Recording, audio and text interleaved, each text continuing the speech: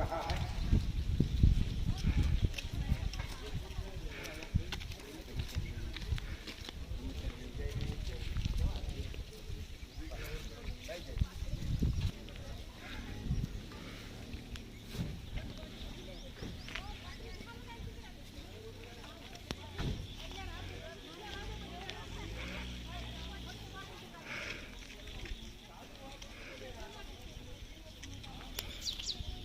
बाहर जो कुर्सियों पर बैठे हैं और जो इधर अंदर आकर बैठ सकते हैं, यदि आप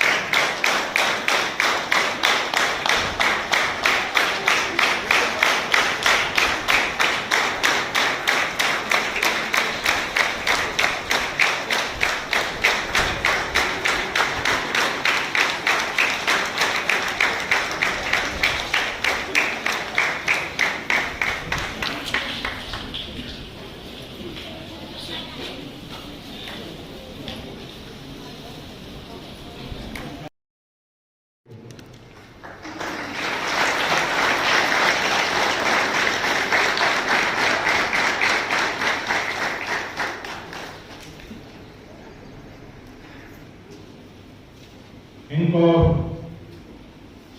विनती करता हूं कि वे यहाँ आए और गाथा भजन करें।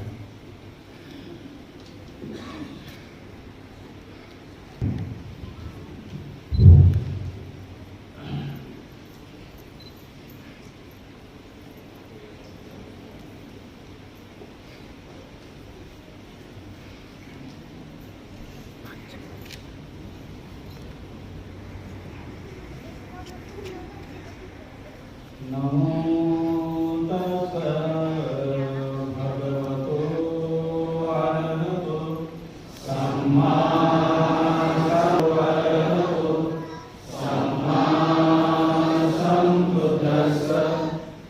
नमो तस्सै भगवतो अरहतो सम्मा संबुद्धिस्सै। बुद्धं शरणं गच्छामि धम्मं शरणं गच्छामि संघं शरणं गच्छामि द्वितीयं बुद्धं शरणं गच्छामि द्वितीयं धम्मं शरणं गच्छामि द्वितीयं संघं शरणं गच्छामि तृतीयं बुद्धं शरणं गच्छामि तृतीयं धम्मं शरणं गच्छामि तृतीयं संघं शरणं गच्छामि। पाणातिपाता वेरमणि सिक्खापदं समादियामि। आजीर्णदाना वेरमणि सिक्खापदं समादियामि। कामेषु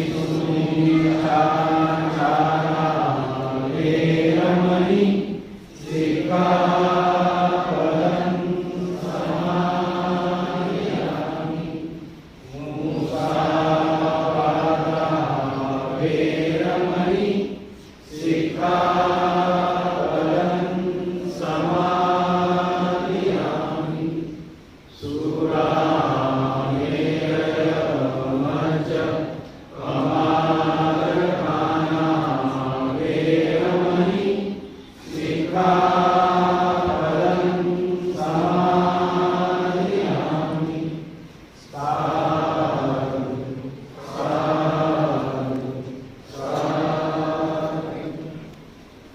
पश्चात सारी समाज के पालन करो। मैं करता हूँ। मैं अपने शरीर को शुद्ध करता हूँ। सत्यतापूर्ण समाज से मैं अपने वाणी को शुद्ध करता हूँ। स्मृति सुस्पष्ट एवं प्रदीप्त रखकर मैं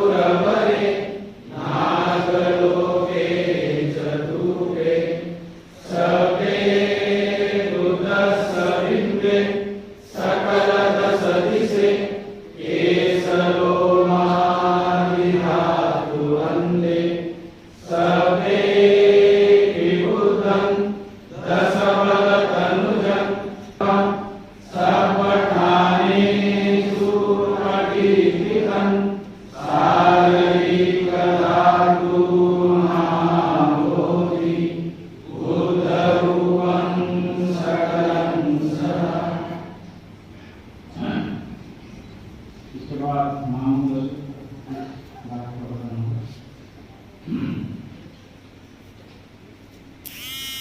बहुदेवा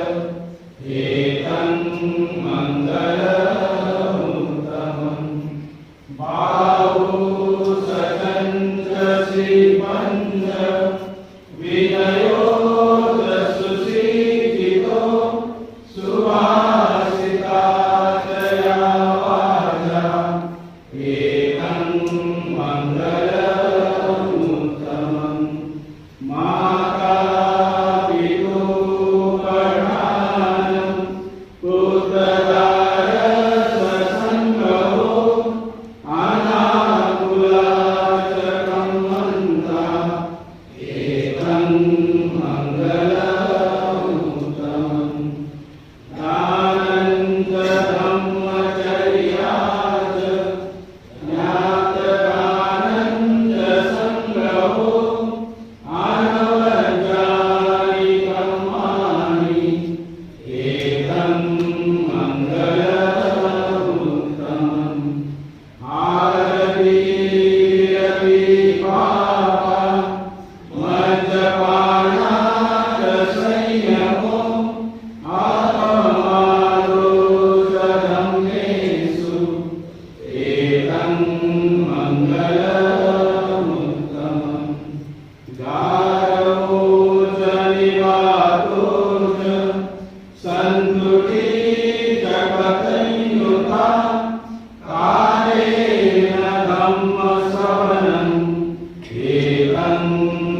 मङ्गलमुत्तमम् हन्ति तसो वचसता समानन्तदर्शनं कालेन धम्मसाकर्षा एकं मङ्गलमुत्तमम् तपोज ब्रह्मचर्याज आर्यसत्यानदर्शनं निर्वाणसच्चितिराज एकं मङ्गलमुत्तमम् भूतसरोवरधम्मेहि चितं व्यसनकं पति अशोकं निरजं क्षेमम् एकं मङ्गलमुत्तमम् एकादिशानि तत्त्वानं सपदम् अपराजिता सपदशोऽपि गच्छन्ति तं देशं मङ्गलमुत्तमम्।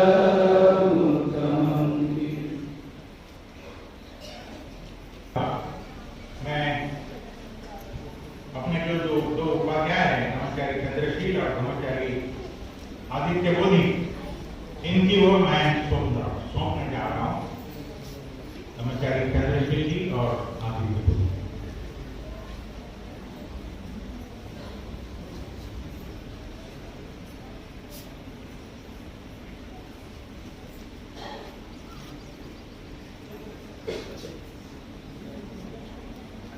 तो धन्यवाद, बहुत बहुत धन्यवाद ब्रह्मचारी चंद्रबोधि जी।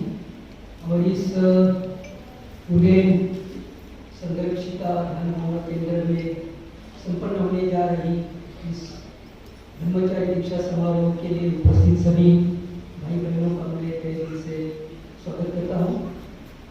और सर्वप्रथम मैं यह कहना चाहता हूँ कि मुझे आज बहुत खुशी हो रही है इतने बड़े समारोह में मैं मेरे दो कल्याण मित्र चंद्रबोधि जी और चंद्रशील जी, वे दोनों मेरे कल्याण मित्र हैं और दोनों कल्याण मित्रों के साथ ऐसे समारोह में रहना ये कितनी भाग्य की बात है, कितनी अच्छी बात है।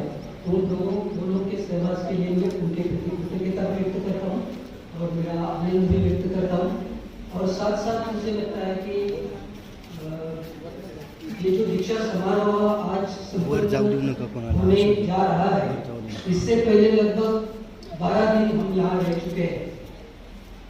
तो इस 12 दिन में जो GFR टीम है, जो कल्याण मित्र है, जो प्राइवेट प्रिसेप्टर जिसे हम कहते हैं आचार्य है, तो हम सब मिलके और जिनकी दीक्षा हो रही है, ऐसे सभी लोग हम एक साथ यहाँ 10-12 दिन का जो शिविर किया, बहुत ही अच्छा समय मैंने इन सभी लोगों के साथ बिताया है। बहुत ही आनंददायी शिविर रहा है। और इस आनंददायी शिविर के लिए भी मुझे लगता है कि ये शिविर केंद्र की जो व्यवस्थापन उनका मैं पुनर्नोदन करना चाहता हूँ।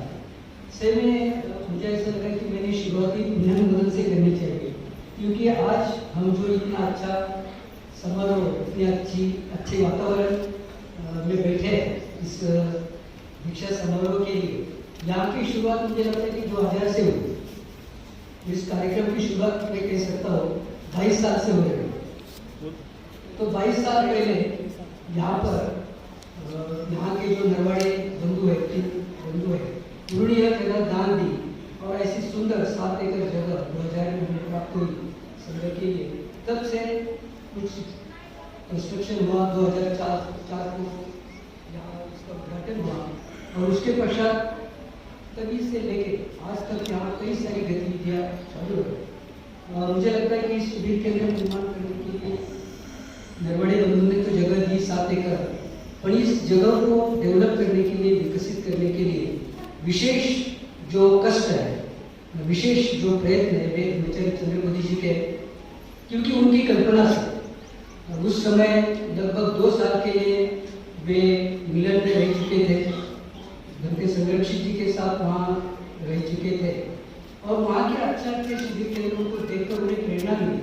क्यों ना मैंने भारत में भी इस तरह से ध्यान भावना केंद्र में शुरू करना चाहता हूँ।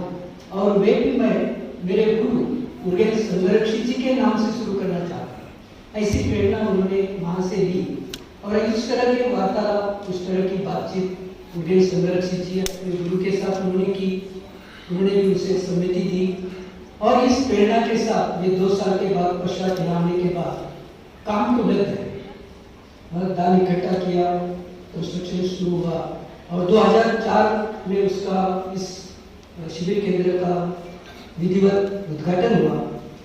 तब से लेकर गतिविधियां यहाँ शुरू हुई। केवल चंद्रमोदी अकेले यहाँ पर थे, लेकिन और 2 लोगों का नाम मैं लेना चाहता हूँ जिनका विशेष योगदान इस शिविर केंद्र के लिए है। वे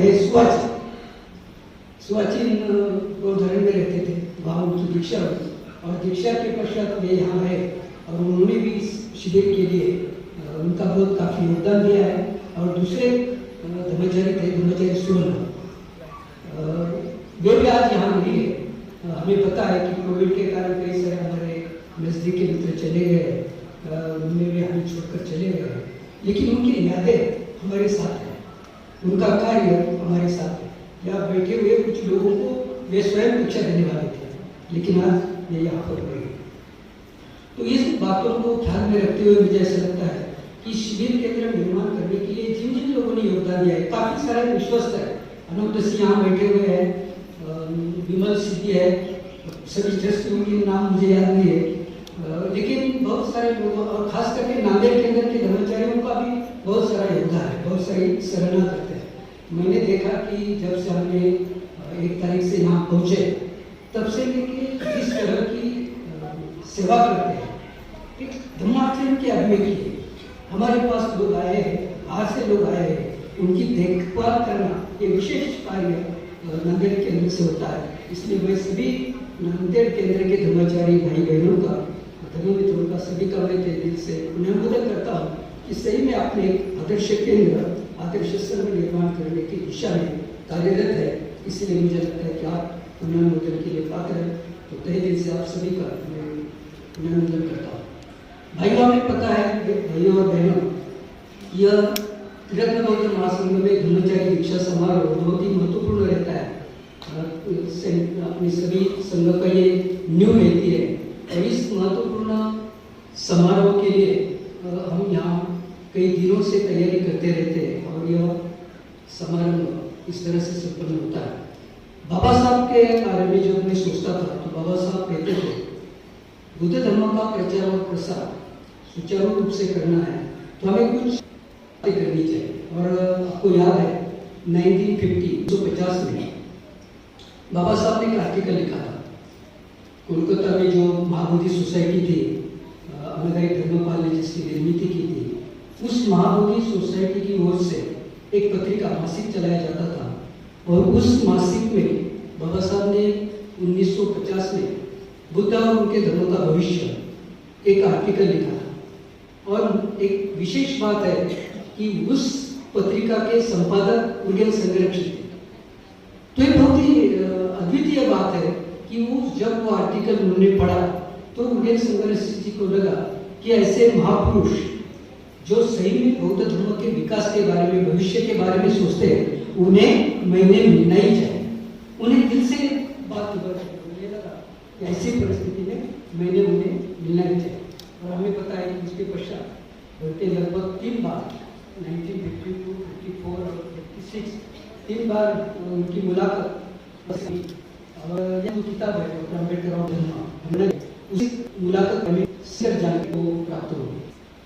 तो इस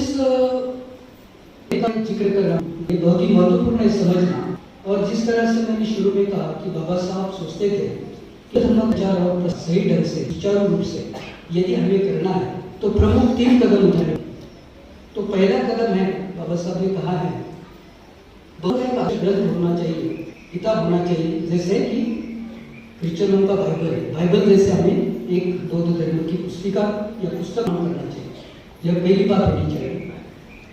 दूसरी बात उन्होंने कहा कि भिक्षुओं का संगठन तथा उद्देश्य में हमें आमूलाग्र परिवर्तन करने की आवश्यकता है।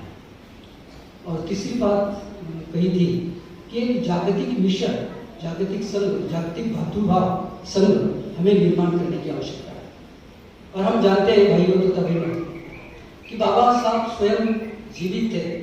धर्मांतर तक 1950 के बाद जब उन्होंने बौद्ध धर्म लेने का निश्चय किया, अपना यह आर्टिकल लिखा, तब से उन्होंने इस कार्य को शुरुआत की थी, बुद्ध और उनका धर्म का ग्रंथ का लिखन करने के लिए, आर्टिकल के लिए, ग्रंथ के लिए।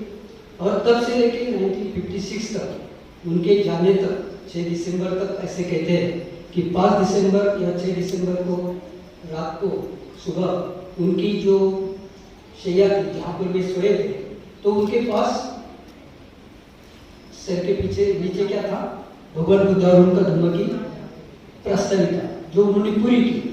और हम ये जानते हैं कि इस तरह से बाबा साहब ने जो पहला कदम उठाना था उसके लिए भरकस प्रयास करते हुए एक बहुत ही महत्वपूर्ण ग्रंथ हमारे लिए तैयार किया है, उसका नाम भगवान बुद्ध और उनका धर्म। अभी दूसरा कदम जो हमने उठाना चाहिए उसके बारे में जब बाबा साहब कहते हैं तो एक भिक्षुओं का जो संगठन है, उनके उद्देश्य ये उनमें हमें अनुलाग्र परिवर्तन करना चाहिए। तो इस बात को आगे लेके जाने के लिए उनकी जो दृष्टि थी उसी को सफल बनाने के लिए, उनकी जो धर्म क्रांति थी उन्हें और आगे ले जाने के लिए भंते संघरक्षित जी ने त्रिरत्न बौद्ध महासंघ की स्थापना की।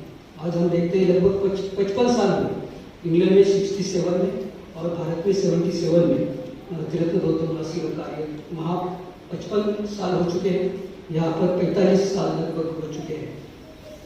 तो इस संघ की जो बुनियाद है वे शरणगमन है। और मुझे ऐसा लगता है कि बाबा साहब की जो इच्छा थी कि हमें धर्म प्रचार और प्रसार सुचारू करने के लिए प्रशिक्षित नए प्रकार की धर्म सेवक की जरूरत है। हो सकते हैं वो शादीशुदा भी हो, कोई फर्क नहीं पड़ता, लेकिन प्रशिक्षण की महत्वपूर्ण बात है। और मुझे लगता है प्रशिक्षण लेना, स्वयं को तैयार करना केवल मुझे लगता है और मैं शरणगमन किया ऐसा है। और ये प्रशिक्षण को प्रक्रिया को कई सारे समय लगता है, कई सारे साल लगते हैं। आपको आश्चर्य होगा, यहाँ पर कुछ ऐसे लोग हैं कि जो 40 साल से प्रशिक्षण ले रहे हैं, कुछ लोग 30 साल से, कुछ लोग 20 साल से, कुछ लोग 10 साल से, लेकिन उन्होंने अपनी श्रद्धा, भक्ति जी के प्रति श्रद्धा हो, त्रिरत्न के प्रति श्रद्धा हो और स्वयं पे कार्य करने के लिए। तो कहने का मतलब यह है कि इस प्रशिक्षण पर जो जोर दिया जाता है कि हर एक को प्रशिक्षण के लिए समय लग सकता है, लेकिन इस प्रशिक्षण के साथ लोग तैयार होकर ब्रह्मचर्य दीक्षा ग्रहण करते हैं। हमने अभी देखा है कि इस 10-12 दिन में हमने इस प्रशिक्षण को और गहराई में ले जाने के लिए हमने प्रयास किया। यहाँ पर हमने जो अध्ययन किया सिद्ध के बारे में, प्रणिपात साधना के बारे में, अलग अलग जो गहरे सराव प्रैक्टिसेस है वे यहाँ पर हमने करने का प्रयास किया और काफी यह स्थिति सफल रहा। तो ये प्रशिक्षण पर बल दिया जाता है और प्रशिक्षण के साथ जो ब्रह्मचारी तैयार होते हैं वे एक तरह से बुद्ध धर्म को प्रचार तथा प्रसार के लिए कार्यरत होते हैं। तीसरी जो बात है सबसे महत्वपूर्ण त्रिरत्न बौद्ध महासंघ से हमें ज्ञात होती है, वह है कि यह संघ इंटरनेशनल संघ है, अंतरराष्ट्रीय संघ है। कई सारे देशों में, विदेश में उनके केंद्र है, शाखा है। तो इस तरह से हम देखते हैं कि अभी जो यहाँ पर 17 मित्र आप सभी की साक्षी से, उपस्थिति से ब्रह्मचारी बनने जा रहे हैं, तो वे केवल नांदेड़ का मित्र है इसलिए नांदेड़ का ब्रह्मचारी नहीं बने, वो विश्व की जो मूवमेंट है उसका ब्रह्मचारी बने। तो कोई किसी केंद्र का ब्रह्मचारी नहीं बनता, कोई किसी विशिष्ट संस्था का ब्रह्मचारी नहीं बनता है। तो ब्रह्मचारी है जागतिक संघ जो बाबा साहब की दृष्टि से भंते संघरक्षित जी ने निर्माण किया है, ऐसे विश्वव्यापी जो संघ है जागतिक संघ के वे अभी सदस्य बनने जा रहे हैं। यहाँ पर स्वीकृत करने के बाद वे जगत पर कहाँ भी चले जाएंगे तो उन्हें वहाँ एक ब्रह्मचारी के रूप में पहचाना जाएगा। तो इस तरह से अब ये जागतिक संघ के 17 लोग धर्म मित्र जो है अभी ब्रह्मचारी बनने जा रहे हैं। और एक तो बातें मुझे लगता है कि आज के इस समारोह में कहना चाहिए, जैसे कि बाबा साहब की दृष्टि को या बाबा साहब की धर्म क्रांति को त्रिरत्न बौद्ध महासंघ आगे ले जाने के लिए प्रतिबद्ध है, कटिबद्ध है, समर्पित है। तो इस कार्य को आगे ले जाने के लिए बाबा साहब की दृष्टि क्या है, बाबा साहब क्या चाहते थे, इन बातों को समझना और उन बातों की पूर्तता करना या उन बातों के लिए जुड़े रहना, ये सबसे महत्वपूर्ण बात होती है। इसीलिए मुझे लगा कि मैं और 3 बातें कहने जा रहा हूँ कि जो हम बाबा साहब की दृष्टि को समझने के लिए हमें सहायता होगी। तो सबसे महत्वपूर्ण बात यह है कि बाबा साहब चाहते थे एक नीतिमान समाज, आदर्श समाज हमने निर्माण करना चाहिए। सदाचरण के लिए नीतिमान नैतिक समाज की आवश्यकता है, क्योंकि नैतिकता का अभाव होने के कारण समाज में बहुत दुख है। आज हम जगत के ऊपर देखते हैं, संसार में देखते हैं, अपने आजू बाजू में देखते हैं, जहाँ वहाँ दुख, तनाव, चिंता, भय, युद्ध नहीं तो बुद्ध चाहिए। तो हम देख रहे हैं कि क्या हो रहा है। अभी 2-2.5 साल तो हमारे किसमें गए, वायरस, अलग अलग प्रकार के वायरस आ रहे हैं। का नाम भी पता नहीं, अलग अलग बहुत कठिन भी नाम है, मुझे नाम भी नहीं आता। तो इतने सारे वायरस आ रहे हैं और इस वायरस हमारे शरीर को खत्म कर रहे हैं, हेल्थ हमारी खराब हो रही है। लेकिन दूसरे जो वायरस है वे बहुत डेंजर है। ये शरीर के वायरस शरीर को बिगाड़ देते हैं, लेकिन मन के वायरस बहुत डेंजर है। मन के वायरस कौन से, वो मुझे मालूम है, उनसे आपको भी मालूम होंगे। लोभ है, द्वेष है, चंचलता है, अहंकार है, अज्ञान है, कई सारे ये वायरस हमारे भीतर है। और मुझे लगता है कि बुद्ध ने यही जान लिया कि यही मानवीय दुख का कारण है। आज जो हम संसार में, जगत में दुख देख रहे हैं, इसी के कारण, क्योंकि हर एक के मन में द्वेष की भावना, लोभ की भावना, चंचलता, अहंकार, अज्ञान, और लोग एक दूसरे को मार रहे हैं। युद्ध में क्या होता है, एक दूसरे को लोग मारते हैं। और मुझे लगता है कि युद्ध यह सोल्यूशन है। इसीलिए तो बुद्ध ने क्या किया था, जब राजपुत्र थे तो निरंजना नदी के पानी की वजह से उनका जो झगड़ा चल रहा था, युद्ध का समय आया था, और बुद्ध ने कहा युद्ध से समस्या छूटने वाली, लड़ाई से समस्या छूटने वाली नहीं, मैं यहां से चले जाता। उन्होंने दृढ़ता किया। तो हम देख रहे हैं कि आज संसार में जो द्वेष मूलक अग्नि चल रहा है, देश अग्नि के इस लोग अग्नि में जल रहे हैं। बहुत सारा संसार में दुख है, कई सारे प्रकार की बीमारियां, कई सारे प्रकार के युद्ध, समस्या, जातीयता, भ्रष्टाचार, व्यभिचार, मर्डर, इन सभी बातों को जो आप देखते हैं तो धर्म की आवश्यकता हमें महसूस होती है। और मुझे लगता है कि इस प्रशिक्षण में हम यह जानने का प्रयास करते हैं। अभी यहाँ जो 17 लोग दीक्षित होने वाले हैं, उन्होंने ये जानने का प्रयास किया है कि संसार में तनाव है, दुख है, असमाधान है। तो संसार की कोई भी चीज हमें सही तरह का सुख नहीं दे पाती। केवल और केवल बुद्ध धर्म संग ही मेरी सही सुरक्षितता है। वहां पर मुझे सुख मिलेगा, वहां पर मुझे समाधान मिलेगा। इस नतीजे तक ये लोग आए और बुद्ध धर्म संघ को प्रतिबद्ध हो गए। तो बुद्ध धर्म संघ को प्रतिबद्ध होना, प्रतिज्ञाबद्ध होना, ये बहुत ही महत्वपूर्ण बात है कि ये एहसास होना, रियलाइजेशन जिसे कहते हैं। तो इन सभी लोगों ने आज तक का जो जीवन जिए है, उसमें उन्होंने ये अनुभव किया है कि सही में मेरे जीवन में अभिगम और सही सुरक्षा परिवार छोड़ अभी अभी परिवार के लोग कहते, अरे मेरे कम गया कहते, अभी मेरा क्या होगा। तो ये मृत्यु जो है वो जीवन का है। मृत्यु कहते धर्म के समय बाबा साहब ने भी कहा अभी मेरा नया हुआ है। तो आज हमारे लिए खुशी है कि यह सत्य उनका नया नाम मिलने वाला है। नए जीवन में आज से शुरुआत करने जा रहे हैं।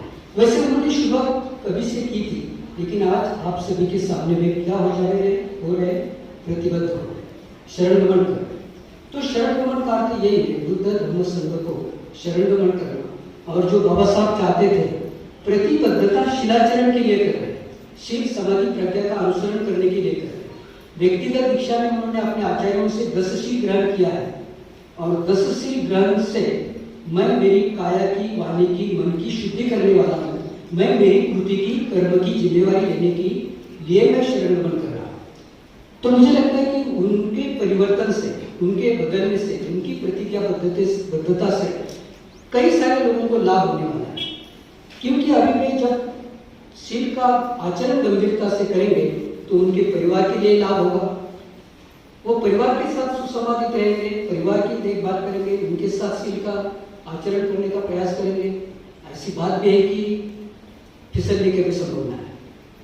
अभी ऐसी गारंटी आ रही है। आदित्य बुद्धि ने तो प्रवचन में कहा था कि परिवार के साथ वो अच्छे रहेंगे, अब उनको भी बुलाता हुआ अभी देखता हो क्या चल रहा है। ऐसी भी झगड़ा होने की संभावना है, क्योंकि पुराना आदत स्वभाव ऊपर आ भी सकता है, लेकिन ऐसे होने के बाद वो पाप देशना भी करेंगे, क्योंकि उन्होंने हमें पाप देशना सीखे।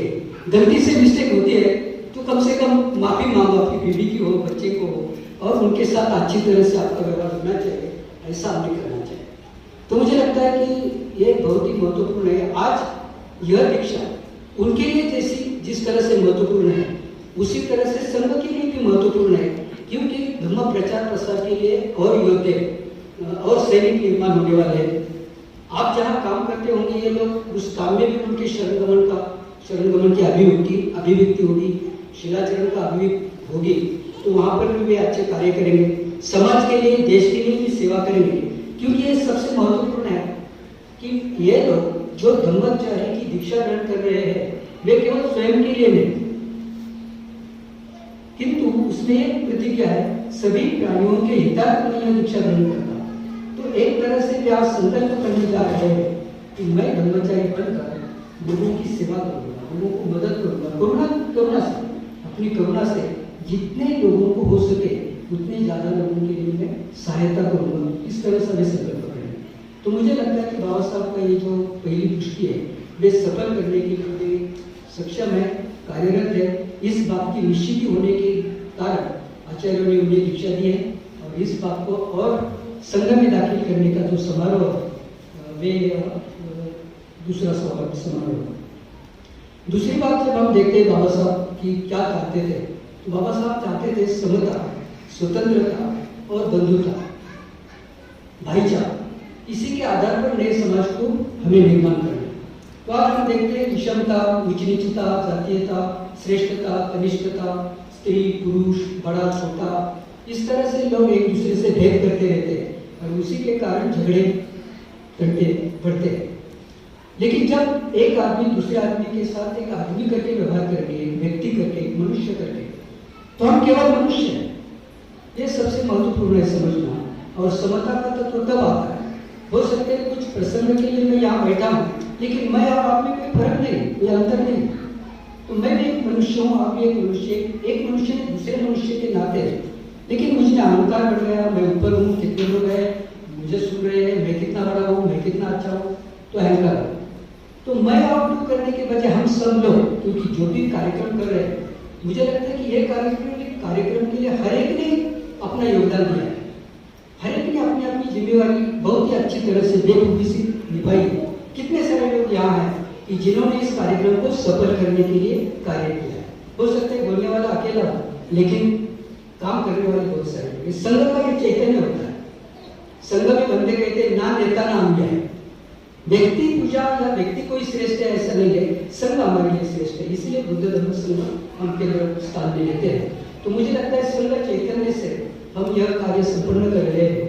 और जब ये या कोई भी बौद्ध हो शिलाचरण करने लगते हैं, तो उसी का ही परिणाम समता, स्वातंत्र और बंधुत्व निर्माण होता है।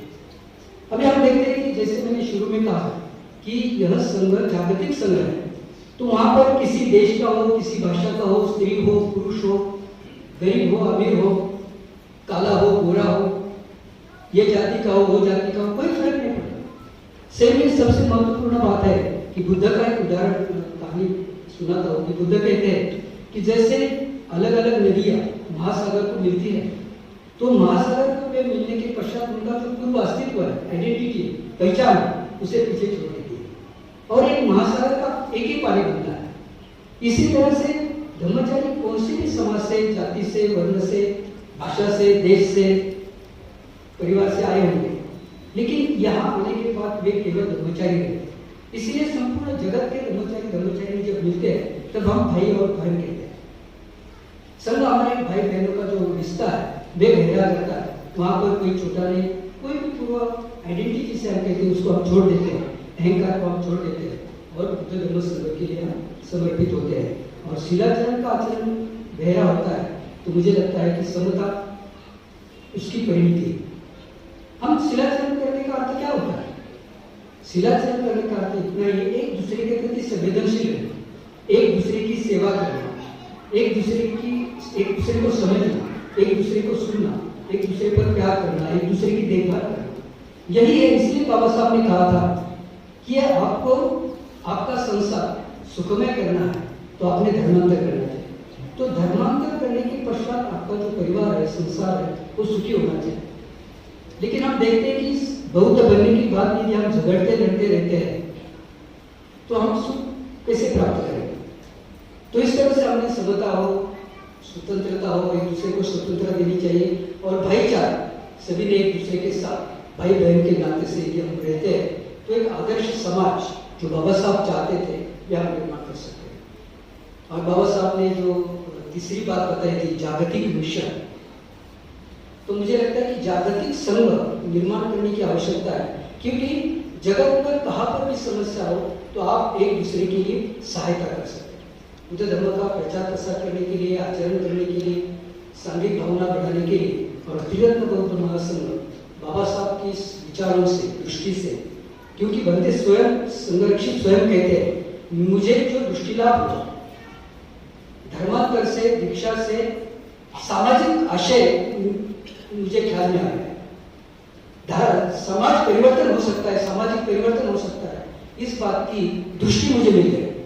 तो इस तरह से मुझे लगता है कि बंदे संरक्षित जी और बाबा साहब की जो दृष्टि है वे समान थी और बाबा साहब की इस धर्म क्रांति को आगे ले जाने के लिए यहाँ जो 17 लोग आज हमारे सामने, हमारे उपस्थिति में प्रतिबद्ध हो गए, उनके कदमों पर कदम रखकर उनके कार्य के लिए हम समर्पित कर रहे हैं। ऐसे सभी नवदीक्षित ब्रह्मचारी होने वाले ब्रह्मचारियों को शुभकामनाएं देता हूँ। आप सभी ने मुझे शांति से सुना, इसलिए आप सभी को भी बहुत बहुत धन्यवाद। नमो बुद्धाय, जय हिंद।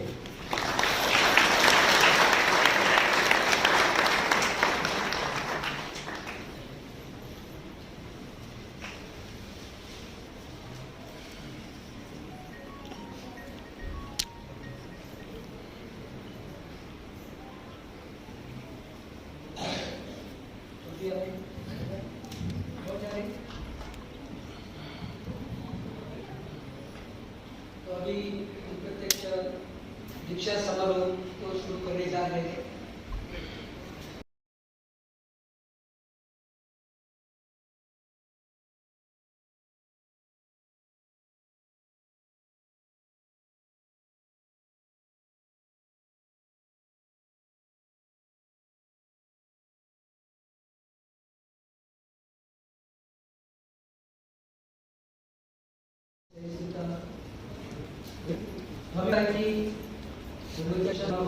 अर्पण से शुरू और जो अभी दीक्षा ग्रहण कर रहे हैं वे अपने ऊंचाई पर फूल और अगरबत्ती आगे एक एक करके उनका नाम अर्पण विधि से शुरू करेंगे।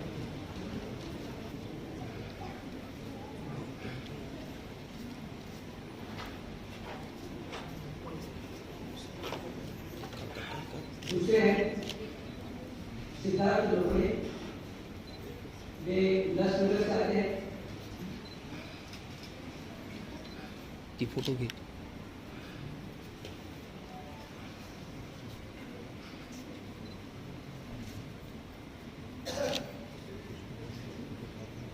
तो बौद्ध परंपरा में पारंपरिक वस्तु है अर्पण करते हैं।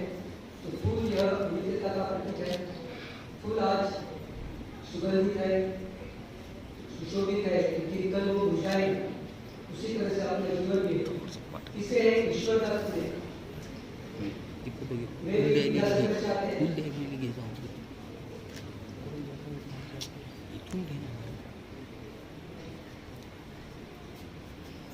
फूल ते डायरेक्ट नाही ती बी घ्यायची फोटो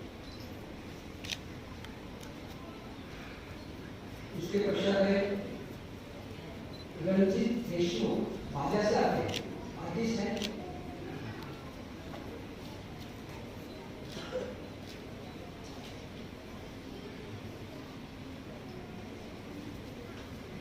और उसमें अमर अमरे नांदेड़ से आते हैं।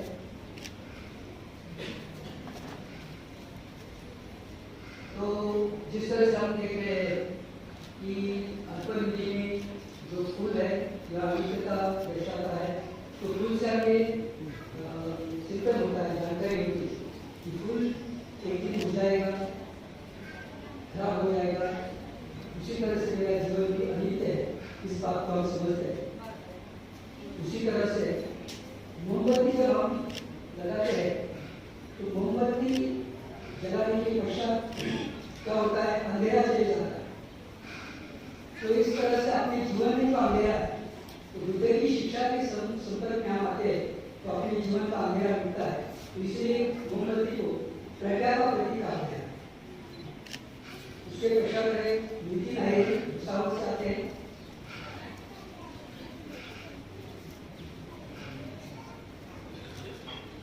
और उनके मित्र दूसरे मनीष गुर्जर वे भी भूसावल से हैं।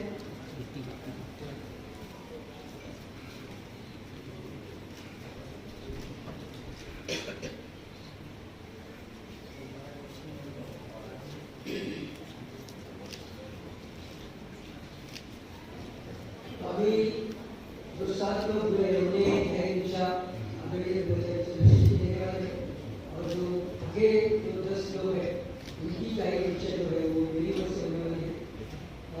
इससे मुझे लगता है कि थोड़ा समय लगेगा। और तीसरी जो अर्पण विधि हम देखते हैं,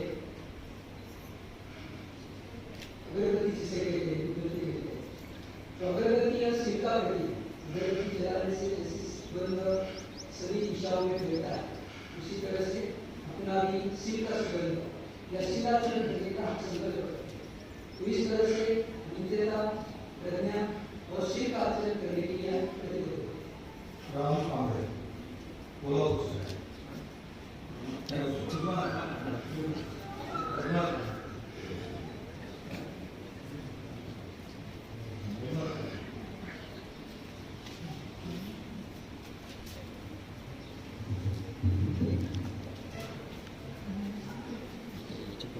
राम कांग्रेस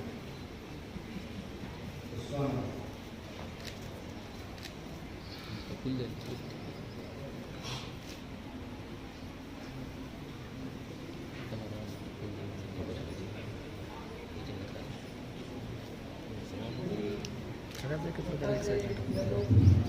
अर्पण विधि कर रहे हैं, युद्ध से लोगों को जुटा जोड़ रहे हैं।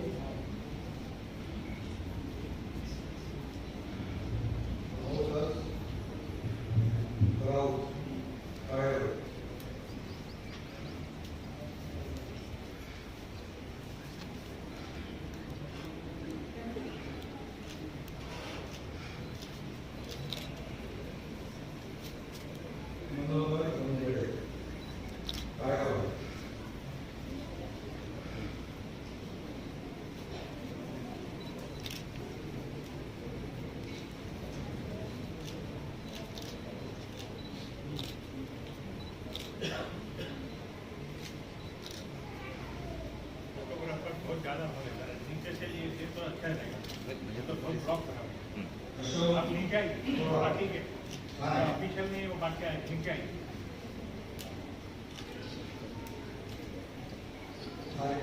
खाली है, खाली है।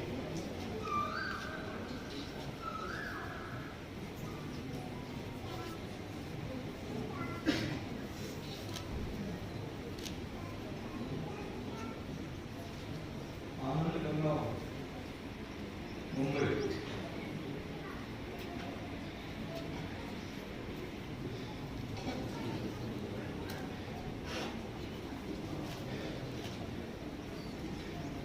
मिलिंद गायकवाड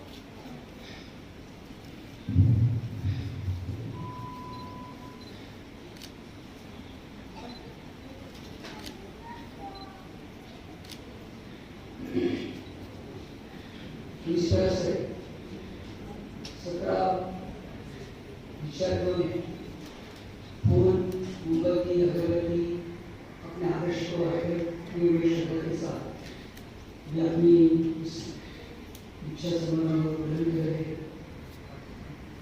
तो इस तरह का दीक्षा समारोह को ग्रहण करने के लिए शुद्धिकरण की आवश्यकता होती है। तो काया वाणी तथा मन का शुद्धिकरण मैं अपना शरीर शुद्ध करता हूँ पवित्र मंत्रों का उच्चारण करके मैं अपनी वाणी शुद्ध करता हूँ। शांति पूर्वक ध्यान भावना करके मैं अपना चित्त शुद्ध करता हूँ। तो शुद्धिकरण के पश्चात वे सभी लोग याचना करेंगे। तो याचना क्यों करनी पड़ती है? तो मुझे लगता है कि ये समझना बहुत ही महत्वपूर्ण है। तो मुझे लगता है कि इस बारे में अच्छी स्पष्टता चंद्रशेखर जी हमें दे सकते हैं। तो मैं उनको ही विनती करता हूँ कि ये याचना क्या बात है, मुझे समझ में नहीं आ रही। बौद्ध धर्म जो है ऐच्छिक है। ये किसी को हम जबरदस्ती से किसी को दीक्षा नहीं दे सकते। सवाल ये है कि ये समझना बहुत आवश्यक है, क्योंकि आप खुद अज्ञान के कारण, तृष्णा को ठोस मानने के कारण आप इस संसार में जन्म लेते हैं। अपने माता पिता अज्ञान के कारण ही ऐसा करते हैं और उसमें आप जन्म लेते हैं। ये बात समझना बहुत महत्व की है कि हम आपको दीक्षा नहीं दे रहे हैं, आप दीक्षा दे रहे हैं, हम खाली उसके लिए साक्षीदार है, साक्षी है। हाँ, आपने इन रक्षक को शरण ग्रहण किया है, आपने अपने जीवन की पूरी तरह से जिम्मेदारी उठाई है और आप ही उसके जिम्मेदार है। अगर कुछ होता है तो आपके कर्म के कारण है, ये समझना चाहिए। इसलिए अच्छे धन्यवाद चंद्रशेखर जी। अभी हम याचना के लिए आगे बढ़ेंगे। हम पहले कहेंगे और आप सभी अपने पीछे। ओके। अहम वंदे ईश्वरेण सह ब्रह्मचारी संवरशीलं धम्मं याचरामि अनुग्रहं कृत्वा शीलं वेदने भन्ते। इसका अर्थ होता है मैं त्रिशरण के साथ ब्रह्मचारी शीलों को ग्रहण करना चाहता हूँ, कृपया मुझे वह दीजिए। इस तरह से उन्होंने याचना की है। अभी हम कहेंगे ब्रह्मं वदामि तं वदेत। तो इसका अर्थ होता है मैं जो कहूँगा उसे मेरे पीछे दोहराइए, और उन्होंने उसे भी कहा है। अभी जो भी कुछ हम कहने जा रहे हैं वे हमारे पीछे कहेंगे। तो उन्होंने अभी अनुमति दी है, और वे क्या कहने वाले हैं सबको पता है। तो जय उपाध्याय करके हम त्रिशरण दशशी ग्रहण करेंगे।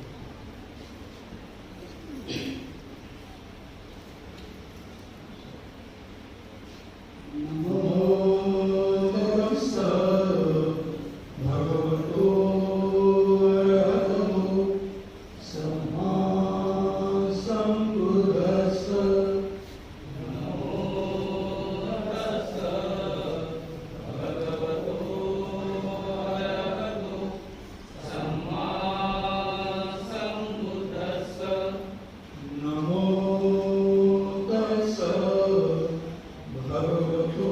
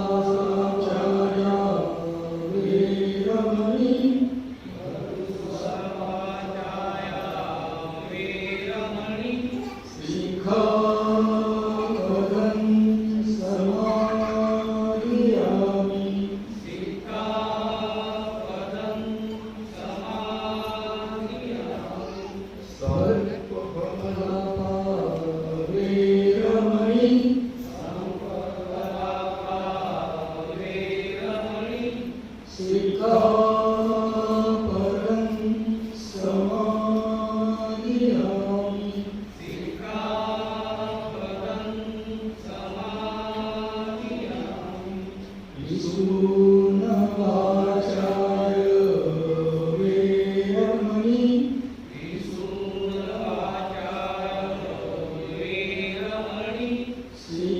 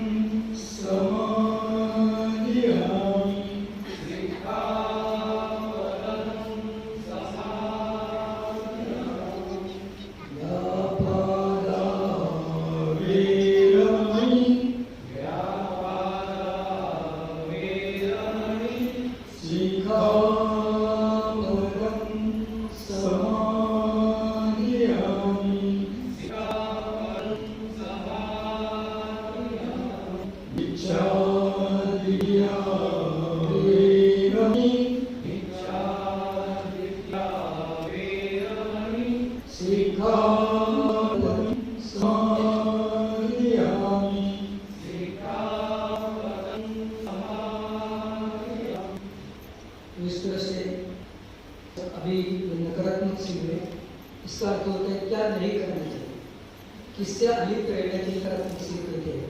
अभी सकारात्मक हमने क्या करना चाहिए इसके बारे में सीख लेने पड़ते हैं, उसका संकल्प करना पड़ता है। तो ये भी सीख सकारात्मक सीख ये हमारे पीछे दो है। मैत्री पूर्ण कर्म करके मैं अपने शरीर को शुद्ध करता हूँ, मुक्त हस्त से दान करके मैं अपने शरीर को शुद्ध करता हूँ। शांति साधन तथा संतुष्टि का पालन करके मैं अपने शरीर को शुद्ध करता हूँ। सत्यता पूर्ण समाज से मैं अपनी वाणी को शुद्ध करता हूँ। प्रिय समाज से मैं अपनी वाणी को शुद्ध करता हूँ। उपयुक्त समाज से मैं अपनी वाणी को शुद्ध करता हूँ। सामंजस्य पूर्ण समाज से मैं अपनी वाणी को शुद्ध करता हूँ। प्रशांति के लिए लोभ का त्याग कर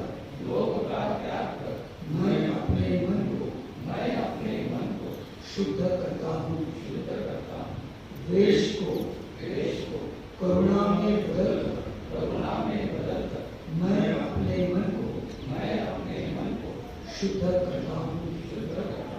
अज्ञान को प्रज्ञा में परिवर्तित कर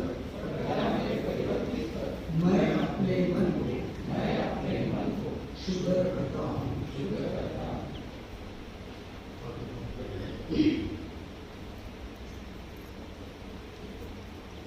तो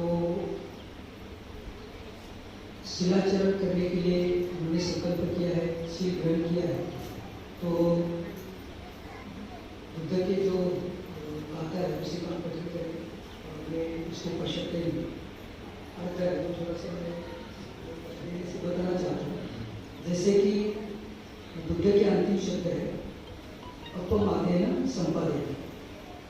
तो ये शीलों का आचरण अपने संपूर्ण जीवन में जागृति पूर्वक करना चाहिए।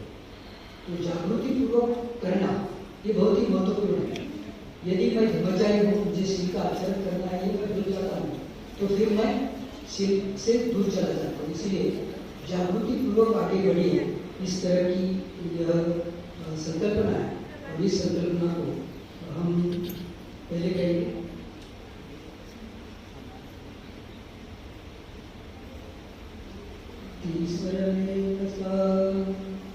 धम्मचारी संवत्सीलं धम्मं साधुकं सुरक्षितं कृत्वा अपमानेन संपादेत। तो इसका अर्थ होता है कृष्ण धम्मचारी शीलों का अच्छी तरह से आचरण करके जागृति से आगे बढ़े। तो जागरूक रहकर आचरण करना, बाबा साहब भी कहते थे जागृति का जो विस्तव है, अग्नि है, वो बुझना नहीं चाहिए। तो यदि हम अजागरूक होते हैं तो हम शील से दूर चले जाते हैं। और जागृति का विकास करने के लिए क्या महत्वपूर्ण है?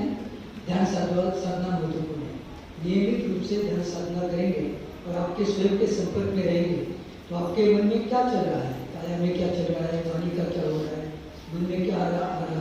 क्योंकि यह दशशील काया, वाणी और मन का शुद्धिकरण है। मन का शुद्धि क्योंकि मन से विचार आते हैं, मन में भावना निर्माण होती है, फिर कृति होती है। तो मन में भावना निर्माण होते ही यदि हम जागरूक रहते हैं तो फिर कृति की ओर हम नहीं बढ़ेंगे। इसलिए ब्रह्मचारी जीवन को सही सलामत रखने के लिए हमें जागृति पूर्वक प्रयास करने पड़ते हैं। इस बात को भी हमें याद रखना चाहिए। तो इसी के पश्चात शुद्धिकरण जो प्रतीकात्मक है वे हम करते हैं, लेकिन ये प्रतीकात्मक शुद्धिकरण क्या होता है वो थोड़ा समझना भी आवश्यक है। और मुझे लगता है कि इसके बारे में चंद्रशील जी आपको बताएंगे ये क्या होता है पानी डालना, शुद्धिकरण होता है तो अक्सर क्या होता है, तो क्या बताएंगे? ये जो मतलब प्रतीक है ये कि उन्होंने दीक्षा ग्रहण की है, जिस को शरण गए हैं, सिलो भी उन्होंने ले लिया है। अभी इनकी शुरुआत करनी है, अभी शुरुआत हो जाएगी। इसके पहले धर्ममित्र थे, वो कार्य करते, लेकिन अभी बहुत गंभीरता से जागरूकता के साथ कार्य करने वाले इसका एक है अभिषेक है। उसको हम क्या करेंगे, शुरुआत करने के लिए दे देंगे, उसको एक एक को बुलाएंगे और उनके मतलब सर पर थोड़ा सा वो पानी डालेंगे तो हाँ अभी ये इसकी शुरुआत हो गई है। और इसके बाद में क्या है, ये अच्छी तरह से आचरण करेंगे। तो हम एक एक को बुलाएंगे। तो सर्वप्रथम है एम.ए. कदम नांदेड़ से आए हैं।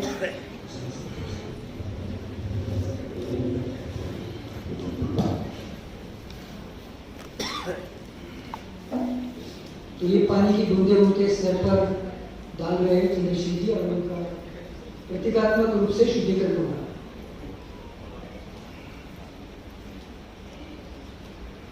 उसके पश्चात है सिद्धार्थ लोकड़े, वे उल्लासनगर से।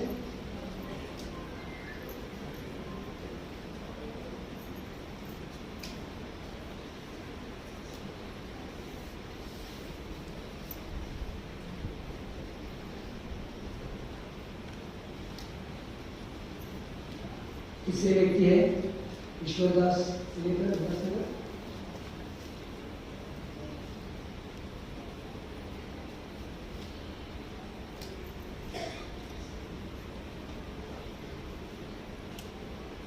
चौथे है रंजीत देशमुख, वे भाजपा से आए हैं।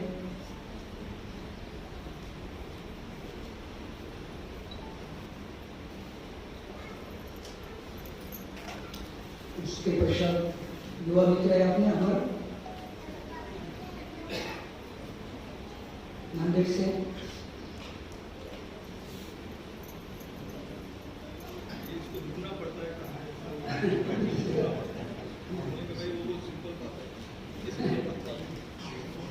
उसके पश्चात है नितिन आइले भुसावल।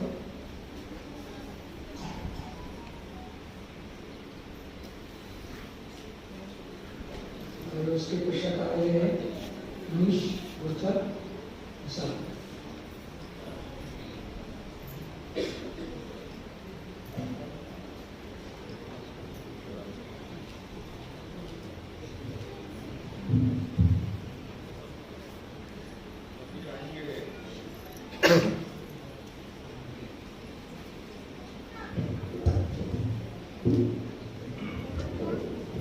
रघुनाथ कांबळे, बराबर है ना?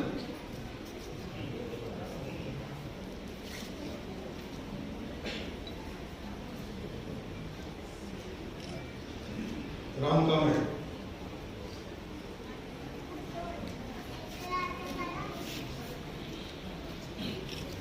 भावदास राऊत,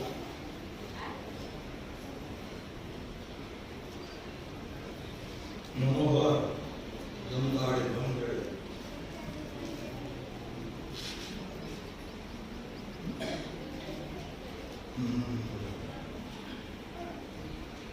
अशोक थोरा,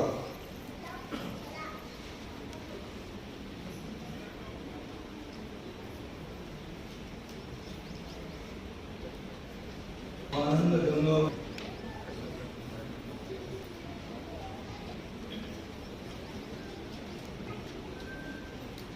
मिलिंद गायकवाड़,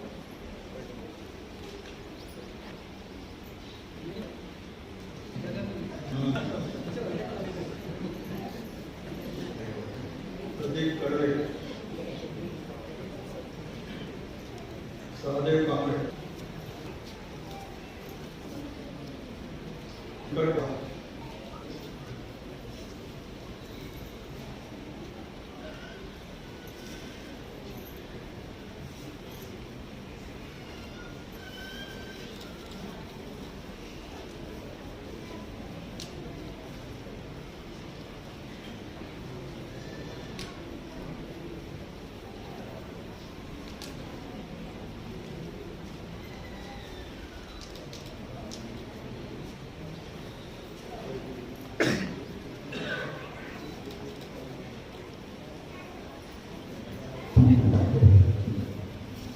तो इस तरह से शुद्धिकरण की प्रक्रिया हुई है।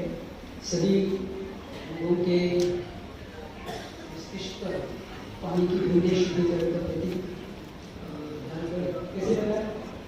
अच्छा लग रहा है, सब बोलते अच्छा लग रहा है। देखिए ये पानी यही का है, गंगा से वगैरह कहीं शुद्ध पानी नहीं है, हमारा पड़ेगा। तो धन्यवाद। अभी आगे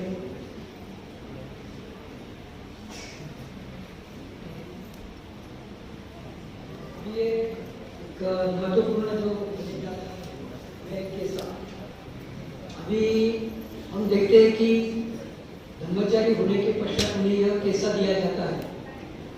तो यह केसा से शब्द केसा शब्द हुआ है, जो परंपरा परंपराओं में एक तरह से जैसे भिक्षु चूर परिधान करते हैं तो उन्हें होता है कि हम भिक्षु, तो उससे ब्रह्मचारी को मैं ब्रह्मचारी हूँ, इसीलिए जाहिर प्रवचन देते समय हो जाओ तो वे ब्रह्मचारी इसका इस्तेमाल करते हैं। लेकिन इस रंग है, रंग किस तरह से शुद्धता का प्रतीक है। तो इस तरह से जब हम कैसा गले में पहनते हैं तो एक तरह से शुद्धता के हमें एहसास होता है। दूसरी बात यहाँ हम देखते हैं त्रिरत्न है। तो ये त्रिरत्न क्या है? पीला रंग बुद्ध है, नीला रंग धम्म है और लाल रंग संघ है। इस तरह से यह तीन रत्न और उसके बाजू में ज्वाला है और उसके नीचे कमल है। तो एक तरह से त्रिरत्न को हम प्रतिज्ञाबद्ध होते हैं तो सभी प्रकार के संकट, सभी प्रकार की समस्याएं से हम मुक्त रहते हैं, संरक्षण होता है एक तरह से। तो इसीलिए जब हम त्रिरत्न को प्रतिज्ञाबद्ध होते हैं तो आचरण के लिए प्रतिज्ञाबद्ध होते हैं। और यहाँ आठ धागे, तो ये 8 और उसकी गांठ 8 है और यहाँ गांठ है, ठीक है, 2 बातें। तो ये 8 का अर्थ होता है अष्टांगिक मार्ग, और अष्टांगिक मार्ग काया वाणी मन का शुद्धिकरण से हम अष्टांगिक मार्ग का आचरण करते हैं। और हम देखते हैं कि यहाँ पर ये सभी लोग दशशील आचरण के लिए प्रतिज्ञाबद्ध हुए। तो 8 अंग का अष्टांगिक मार्ग का पालन करना। और गांठ बांधने का अर्थ क्या होता है? ठहराना, निश्चित करना। आज से हम यह ठहराते हैं, निश्चित करते हैं। तो इस तरह से उन्होंने निश्चय किया है कि हमें आर्य अष्टांगिक मार्ग का पालन करना है, शुद्ध रहना है, त्रिरत्न को प्रतिज्ञाबद्ध रहना है और सभी प्रकार के तनाव, संकट, विचार, अकुशलताओं से दूर रहना है। ये परिशुद्धता में देखेंगे। तो मुझे लगता है कि एक एक करके आगे आएंगे और प्राप्त करेंगे। तो सर्वप्रथम है, आप जो इससे तालियां भी बजा सकते हैं आपको जो लगता है, ठीक है। सर्वप्रथम है पहले एक कदम नांदेड़ से आए।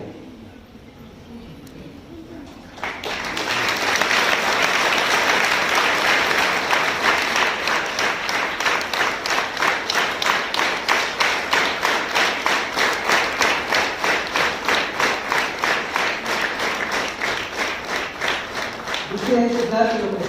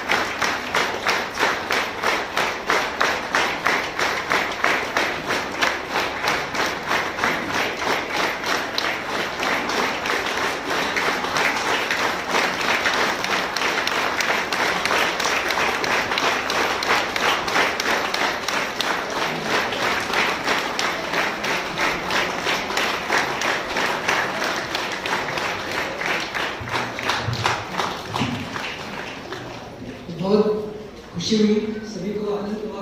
घर वाले, रिश्तेदार, मित्र परिवार, संघ सदस्य, बहुत ही खुशी का यह मौका था। और सही में कैसा जाते समय तो बड़ा हर्ष होता है, आनंद होता है कि अब तक वो अलग दिख रहे थे, अभी कैसा के बाद अलग दिख रहे हैं। तो बहुत ही आनंद हुआ आपसे, और मुझे भी आनंद हो गया।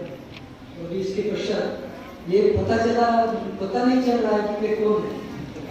अभी ये तो सर उसके पहले उन्होंने शुक्र करना है कि क्या आपने दीक्षा ली है। हाँ, हमने तो दे दिया, डाल दिया आपके गले में, आप संघ के सदस्य तो हो गए, लेकिन क्या आप ये मानते हैं? अगर नहीं मानेंगे तो क्या चलेगा? इसलिए कुछ आता है, हम आपसे मना लेंगे, हमारे पीछे पीछे खड़े, ठीक है?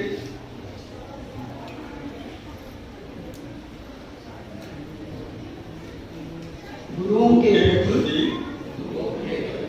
निष्ठा रक्त मैं यह दीक्षा ग्रहण करता हूँ। मित्र और बंधुओं के प्रति सामंजस्य रक्त मैं यह दीक्षा ग्रहण करता हूँ। संबोधि प्राप्ति के लिए मैं यह दीक्षा ग्रहण करता हूँ। सभी प्राणियों के पिता मैं यह दीक्षा ग्रहण करता हूँ। अभी मैं ना, तो मुझे थोड़ी सी जल्दबाजी हुई थी, क्योंकि महत्व का बात छूट रही थी। तो अभी नया नाम बताने का समय आया, और आप भी सभी लोग सुनने के लिए, और वे भी अभी कितने समय राह देखेंगे, लेकिन उनको भी लगता है कि जल्दी हमारा नाम जाहिर होना चाहिए। और हमें पता है कि यहाँ पर जो 12 दिन शिविर रहा, उस 12 दिन के शिविर में अलग अलग लोगों को, अलग अलग आचार्यों ने व्यक्तिगत दीक्षा दी। जिनकी दीक्षा 2 प्रकार की होती है। व्यक्तिगत दीक्षा, निजी दीक्षा कहते हैं, जो रिसेप्टर आचार्य देते हैं, और जो जाहिर दीक्षा होती है वो उपाध्याय देते हैं। तो अपने अपने आचार्य जिन्होंने उनको नाम दिया है, व्यक्तिगत दीक्षा दी है, वे स्वयं आकर उनका नाम जाहिर करेंगे, उनके नाम के बारे में हमें जानकारी देंगे। तो मैं एक एक आचार्य को बुलाऊंगा, वे आचार्य आगे आएंगे, उनके साथ उनके दीक्षार्थी रहेंगे और वे उनका नाम जाहिर करेंगे। तो सर्वप्रथम मैं आमंत्रित करता हूँ ब्रह्मचारी आनंद को।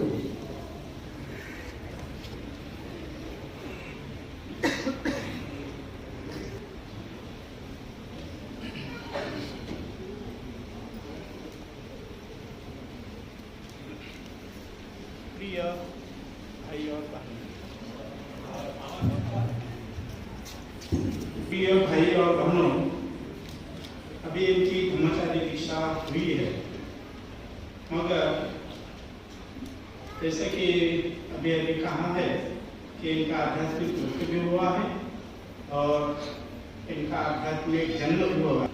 मुझे बाद में देना जरूरी है, नहीं तो इनको किस नाम से आएंगे सवाल, तो इसे रखना बहुत जरूरी है। मेरे मित्र है पूरे भावदास राव,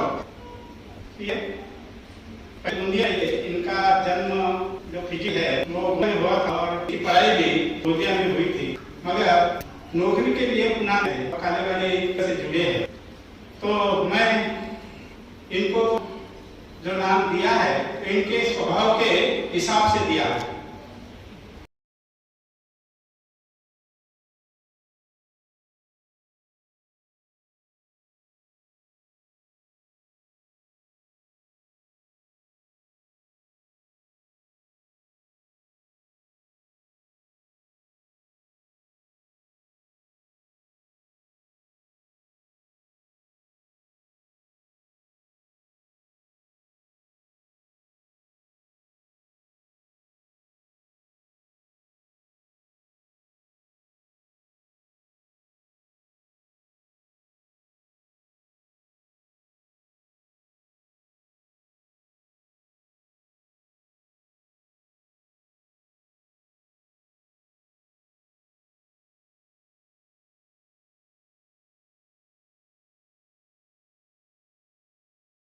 करुणा बोधि, करुणा बोधि, करुणा बोधि।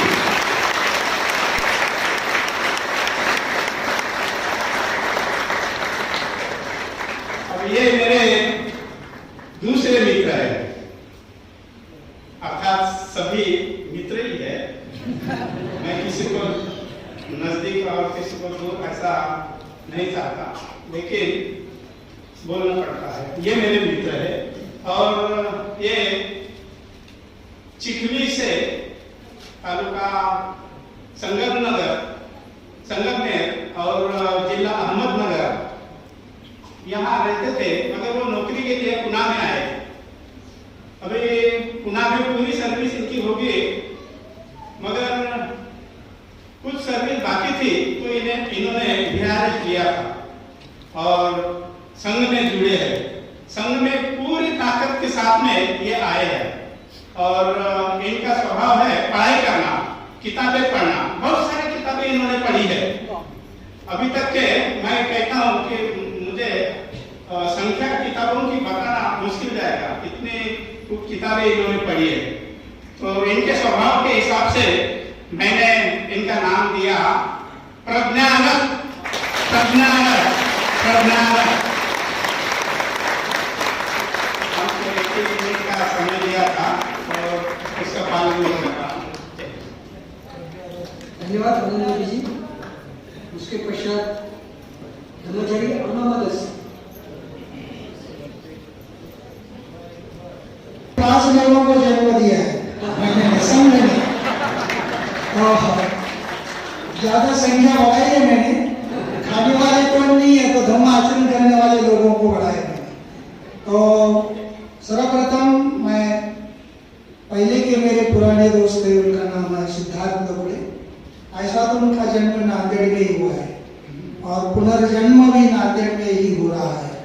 तो सही मायने में 1980 में वो संघ में जुड़े। मुंबई में संघ प्रथम लाने के जो प्रयास किया है, इनका बहुत ही योगदान है। इतना ही नहीं है तो उन्होंने उल्लासनगर में बहुत कुछ बातें की है, चंद्रशील भी उसके थे। तो बनते के हाथ से उनकी दीक्षा हुई है 18/12/83 में। मित्र थे तभी, मित्र उनकी दीक्षा हुई, बहुत ही पुरानी है। तो इस तरह से वो बहुत ही पढ़ते हैं और बहुत ही उनका अभ्यास है। 2 प्रकार का अभ्यास है, एक पाली का भी है, संस्कृत का भी। पाली मुखोद्गत है, बहुत ही ज्ञानी है, इसलिए उनको मैंने नाम दिया है अनंतमती। अनंतमती उनका नाम अंग्रेजी में, और इन्फिनिट विजडम, बहुत ही अगाध प्रज्ञा उनका नाम है। फिर मेरे दूसरे मित्र राम कांबळे, वो उस्मानाबाद से आते हैं। 2006 में वो संघ में आए। वो भी मुझे बहुत अच्छा लगता है कि सारा परिवार, जब मैं उमरगांव में शिविर ले रहा था तभी वो सारा परिवार छूट गया। वो सेवानिवृत्त पुलिस उपनिरीक्षक है। इतने बड़े पोस्ट पे होने के बावजूद भी उनका जो स्वभाव है इतना दानी है, इतना मोबाइल है, काइंडनेस है, और ये बहुत ही BH यानी बहुजन हिताय के लिए तो बहुत ही काम करते हैं। इसलिए उनको मैंने नाम दिया है, बहुत ही अच्छा नाम है, धम्मभूषण। धम्मभूषण इसका मतलब ऑर्नामेंट ऑफ धर्म, धर्म का अलंकार।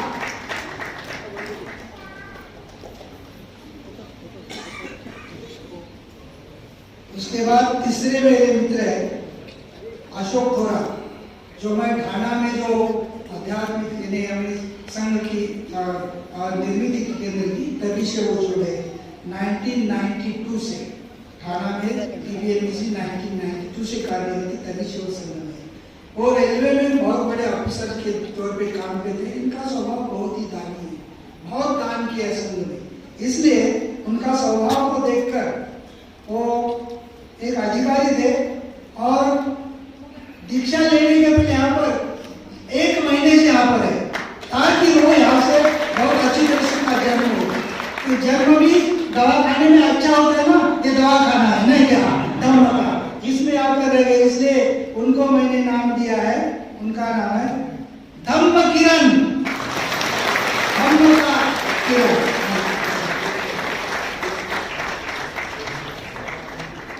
उसके बाद मेरे मित्र है मिलिंद गायकवाड़ औरंगाबाद से आते हैं। ये भी बहुत दिनों से 1979 से वो संघ में जुड़े, तभी से संघ से सानिध्य में जब से होते थे, तभी ब्रह्मचारी नागशन के सानिध्य से वो संघ में आए। एक बहुत बड़े नागशन ब्रह्मचारी औरंगाबाद के तभी से वो सानिध्य, और उनका व्यवसाय है फोटोग्राफी। बहुत ही अच्छी तरह से व्यवसायिक है फोटोग्राफी, इतनी अच्छी हो सके, इसलिए वो दानी तो है ही, समय बहुत देते हैं। इसलिए उनके स्वभाव के मुताबिक मैं उनको नाम दिया है विमन्यु। होता है फ्री फ्रॉम एंगर, नाम से मुक्त। नहीं क्या लोगों को क्या लगता है उसका नाम धम्म को कुछ नहीं है, लेकिन उनके मीनिंग से उन्होंने जो सही मायने में जीवन में प्राप्त किया है, कभी उसको गुस्सा नहीं आता है, फ्री फ्रॉम एंगर, इसलिए उनका नाम है विमन्यु। दीर्घ है, इमीडिएट नहीं, विमन्यु, तो इनका नाम है विमन्यु।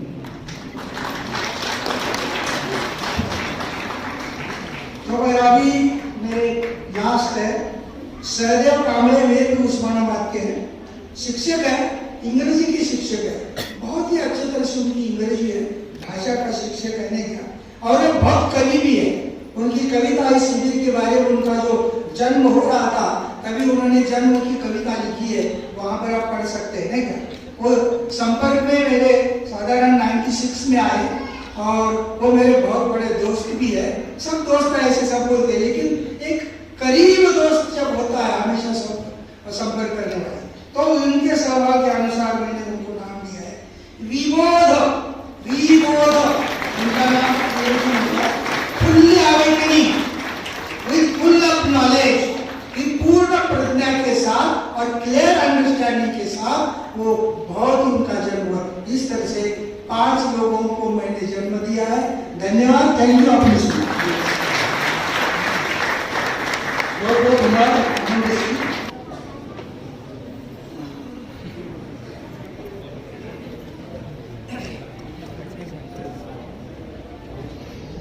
मैंने ज्यादा पहला नहीं की है, सिर्फ 2 हम दो हमारे दो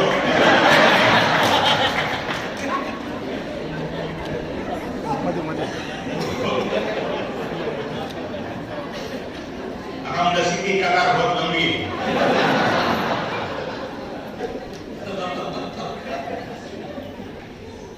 तो ये मित्र वो आते हैं, इनका नाम है मारुति कदम। बहुत से मेरा ख्याल है 1995-2000 उस जमाने से वो संघ से जुड़े, और भोकर में बहुत सारे लोग उन्होंने है, और वो पेशे शिक्षक थे, लेकिन धर्म आने के बाद मैं सोच रहा हूँ शील पालन यही चाहे, और इस शील पालन के माध्यम से हमको लाभ है विनय धर। विनय धर यानी विनय को धारण करने वाला, विनय को धारण करने वाला, शीलों का पालन करने वाला, ऐसा जो कोई है वो है हमारे विनय धर।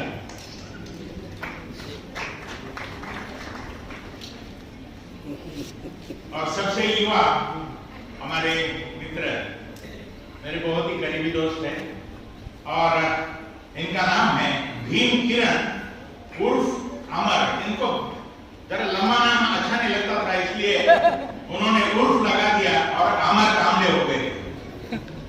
लेकिन लंबा नाम उनको नहीं चाहिए था, लेकिन मैंने उनको लंबा ही नाम दिया।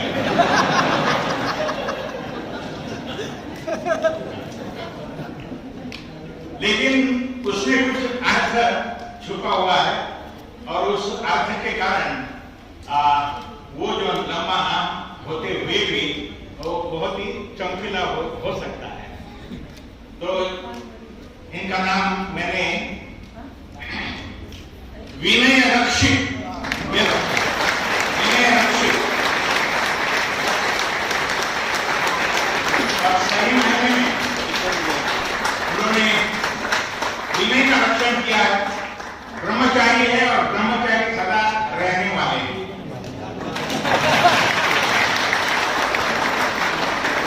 और ब्रह्मचारी रहने के बाद शीलों का आचरण करना बहुत ही कठिन होता है, लेकिन यहाँ मैंने उनको ये नाम दिया है कि इनका रक्षण करने वाले शील है, तो शील के द्वारा इनका रक्षण होने वाला है।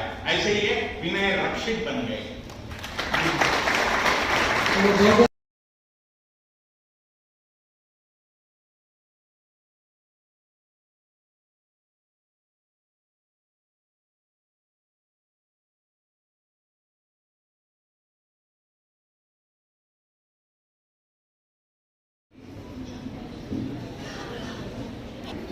सभी को प्यार भरा जय भीम और नमो बुद्धाय।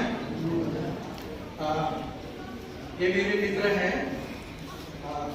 पुराने ईश्वरदास पुणेकर उल्लासनगर से आते हैं और अभी इनका नया नाम है अक्षय मुनि।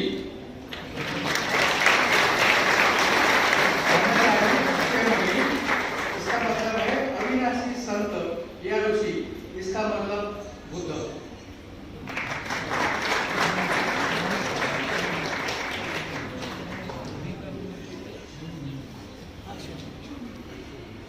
ये मेरे मित्र हैं प्रदीप करवे, उल्लासनगर से आते हैं और इनका नया नाम है ब्रह्मचारी वज्रसेन। इसका मतलब है कि ऐसा व्यक्ति जो वज्र के समान होने के लिए प्रयत्न की पराकाष्ठा करता है।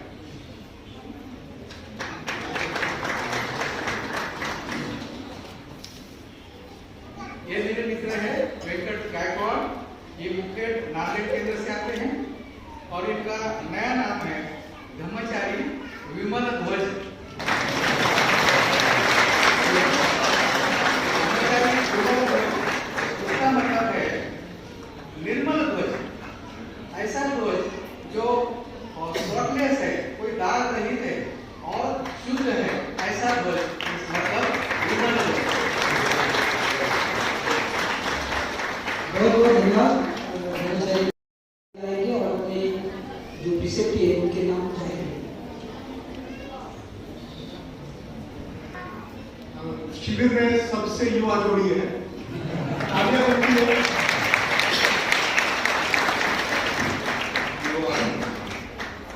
मुझे बहुत आनंद हो रहा है कि कुछ जिनके बाल काले अभी भी बचे हैं, ऐसे लोग घरों में आते हैं। तो ये जो सही में जिनके काले बाल है आप है पुराने धर्ममित्र मनीष अहिरे, नितिन अहिरे। मनीष और नितिन में हमेशा मैं बंधन करता हूँ, मैं भी करता हूँ। नितिन अहिरे भुसावल से है और सेंट्रल रेलवे जो है उसमें एमसीएम पद पर काम करते हैं और 2011 में संघ के संपर्क में आए। जब धर्म का संपर्क हुआ तो उनको पता चला कि जीवन की यथार्थता जो है, जीवन की सिद्धता जो है, वो पैसे के पीछे भागने में नहीं है। जीवन में केवल संपत्ति को इकट्ठा करने में नहीं है, जीवन का फलसफा किसी और चीज में है। और धर्म में आने के बाद, ये पता चलने के बाद, जो पुराना भयंकर जीवन था उनका, उन्होंने त्याग दिया और धर्म के पीछे हो गए। फिर भी जीवन उनकी परीक्षा लेने से बच नहीं रहा। जीवन ने उनकी और एक बार परीक्षा ली। मानो मृत्यु मार्ग उनको हराने में लगा हुआ था। ये मृत्यु मार्ग उनके पीछे लगा था। शायद ऐसा लग रहा था कि शायद वो जीत जाएगा, लेकिन नितिन अहिरे जी की दृढ़ता इतनी मजबूत है, सिद्धता इतनी मजबूत है कि मृत्यु मार्ग को भी हाथ टिकाने पड़े। शायद इसलिए कि आज उनका नया जन्म होगा, आज उनका नया जन्म होगा। और इसलिए तब से उन्होंने अपने जीवन में ठान लिया कि इस सिद्धता के साथ, इस दृढ़ता के साथ, दृढ़ता को वज्र कहा गया है, इस वज्र के शक्ति के साथ, इस दृढ़ता की शक्ति के साथ मैं मेरे जीवन की उच्चतम परिणति जो है, उच्चतम प्राप्ति जो है, परिपूर्णता जो है, उसके पीछे मेरा पूरा जीवन लगाऊंगा। और उस दिन से वो सत्यता की तरफ, सत्य की तरफ अपना जीवन उन्होंने मोड़ लिया है। और इसलिए वो आज से बन रहे हैं ब्रह्मचारी सिद्धि वज्र। ब्रह्मचारी सिद्धि वज्र अंग्रेजी में इसको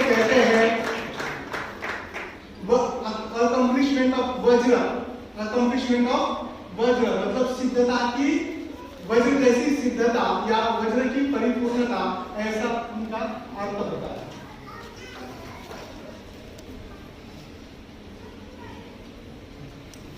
आप है मनीष गुरचर, अभिभावक नाम दिया गया और आप शिक्षक हैं माध्यमिक स्कूल में, और 2011 में वो संपर्क में आए, 2008 में संपर्क में आए हैं और तब से संघ के साथ लगे हुए हैं, संघ के साथ बने हुए हैं। और शिक्षक होने के कारण कई सारे हुनर उनमें हैं। जब पहला शुरू उन्होंने बड़ोधर में किया, तब से उनको पता चला कि केवल ऐसा वैसा जीवन जीना उपयुक्त नहीं है, पर्याप्त नहीं है, मैंने धर्म का जीवन जीना चाहिए, श्रेष्ठ जीवन जीना चाहिए। तब से वो इस राह पर चल पड़े। कई सारे उनके गुण उनमें हैं, खासकर शिक्षक होने के नाते कविता करते हैं, बहुत सारा लेखन करते हैं, लोगों को मदद करने की तो उनको कला है, छंद है, प्रकृति का छंद है। अगर आप उनके समंदर में गोते लगाते हो तो कई सारे रत्न आपको उनके समंदर में मिलेंगे। और ऐसा कहा जाता है कि धर्म को भी समंदर कहा गया है। क्या कहा गया है? समंदर कहा गया है, समंदर की उपमा दी गई है। और इसलिए उसको समंदर की उपमा दी गई है क्योंकि समंदर का स्वाद सब जगह एक तरीका होता है। और जो श्रेष्ठ जीवन का स्वाद चखना चाहता है, ऐसा व्यक्ति आज बन रहा है ब्रह्मचारी आर्य सागर। ब्रह्मचारी आर्य सागर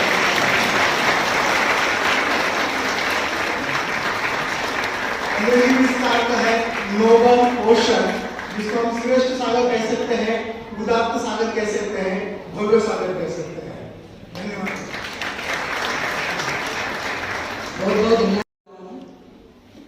धर्मचारी चिकित्सा। आनंद गंगौने दूर के सागर से हमारी मुंबई में रहते हैं। आनंद व्यक्तित्व इस तरह के आपको बहुत ही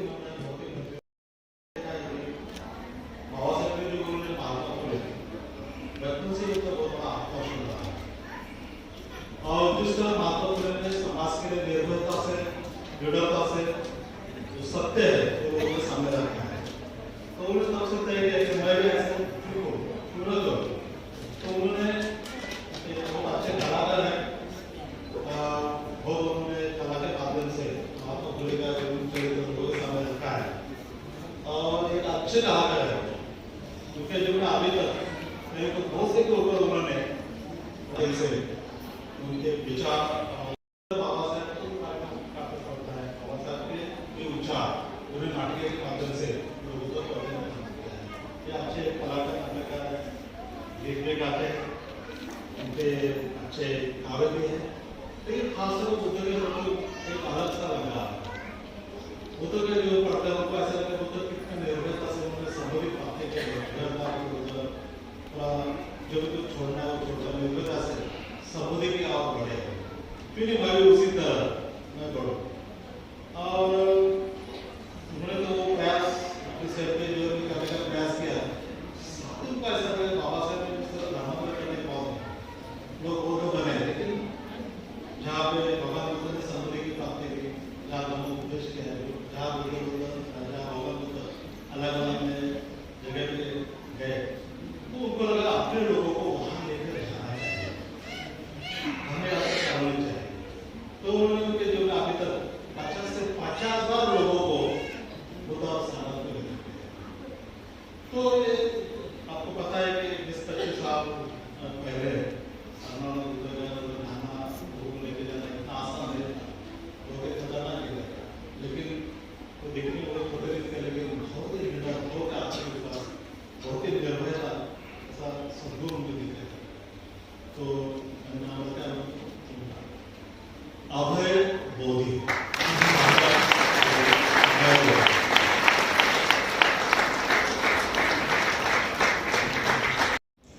तो ये मेरे मित्र है रघुनाथ तालुक कांबळे, ये कोल्हापुर से आते और मानगांव जो ऐतिहासिक स्थल है जहां 1930 में छत्रपति शाहू महाराज ने परिषद दी थी और उसका अध्यक्ष पद जो है परम पूज्य प्रोफेसर डॉक्टर बाबा साहब अम्बेडकर कर रहे थे, उस गांव से।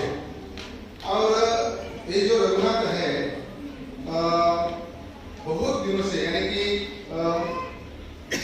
से 1985 से संघ से जुड़े हुए हैं। और आपको सभी को किसी को मालूम होगा कि कोल्हापुर का जो काम है दिवंगत ब्रह्मचारी शाक्यानंद करते थे, और शाक्यानंद के साथ साथ उन्होंने काम किया और संघ जुड़ने के लिए, संघ बढ़ाने के लिए कोल्हापुर में उनका जो काम है, उनका जो योगदान है, बहुत बड़ा योगदान है। ये काम करते समय उनके जीवन में, पारिवारिक जीवन में, आर्थिक जीवन में, सामाजिक जीवन में बहुत सारी समस्या उनके साथ आई है, लेकिन इस समस्या को न डरते हुए वो आगे बढ़े हैं, अपना शरण आगे ले गए हैं। और इसलिए ये मेरे मित्र को मैंने नाम दिया है, जैसे कि हर वक्त में, हर समस्या में वो अपना काम करते हैं, इसलिए ये बन गए हैं ऋतुजीत।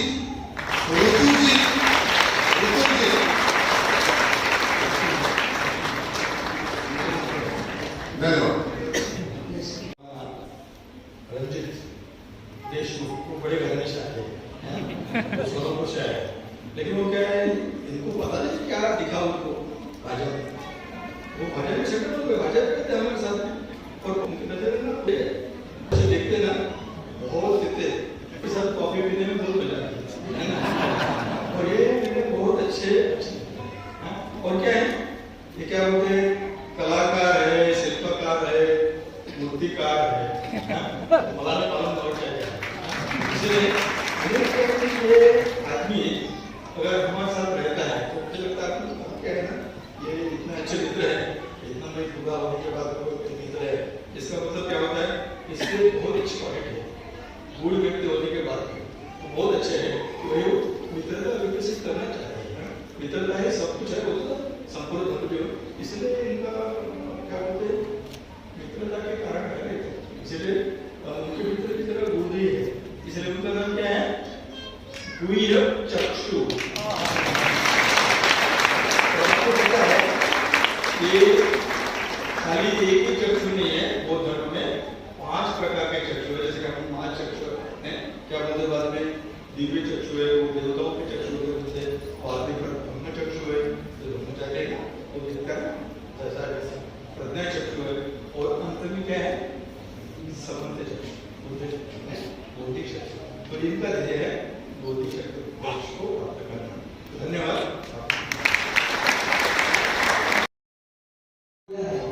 नाम को भी याद करते हैं तो हमें बहुत जीवन में प्रेरणा मिलती रहती है। तो मुझे लगता है कि आप सभी लोग इस नाम जैसे बनने का प्रयास करेंगे, इसके लिए हम आशीर्वाद देते हैं। उनके आने वाले भावी जीवन के लिए, धर्म जीवन के लिए आशीर्वाद देना बहुत ही महत्वपूर्ण है। और इस कार्यक्रम की जो संगता है, समापन में हम आशीर्वाद के साथ करेंगे, और आपके पास फूल मिले आशीर्वाद कथा संपन्न होने के पश्चात आप पुष्पोष्टि अर्पण करेंगे। लेकिन एक महत्व की सूचना है कि उठना नहीं है किसी ने। आपको ऐसा लगेगा कि दीक्षा समारोह संपन्न होगा, लेकिन नहीं, कुछ काम बाकी है, इसलिए किसी ने भी अपनी जगह छोड़नी नहीं है। जब तक चंद्रपति जी जाहिर नहीं करेंगे कि कार्यक्रम संपन्न हुआ, तब तक किसी ने भी अपनी जगह छोड़ी नहीं। तो शांति से आशीर्वाद के लिए तैयार कीजिए अपनी मैत्री भावना, जो दीक्षा ग्रहण कर रहे हैं उनके प्रति आपके मन में सद्भावना निर्माण कीजिए, उनके कल्याण के लिए, भलाई के लिए, और जो मार्ग उन्होंने चयन किया है उनके भावी जीवन के लिए हम मैत्रीपूर्वक उन्हें आशीर्वाद दें।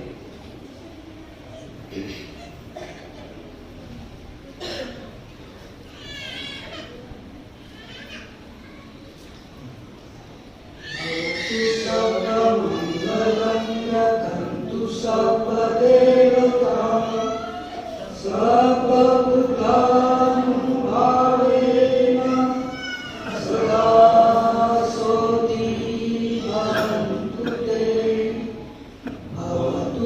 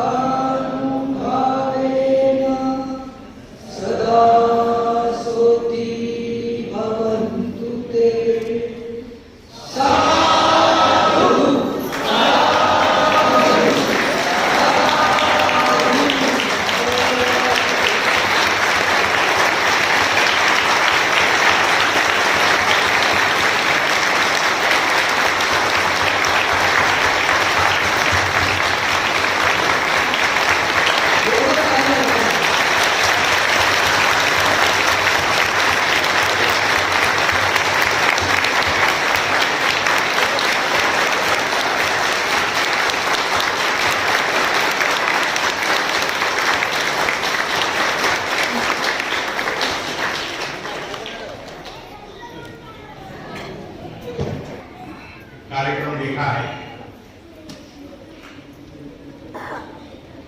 और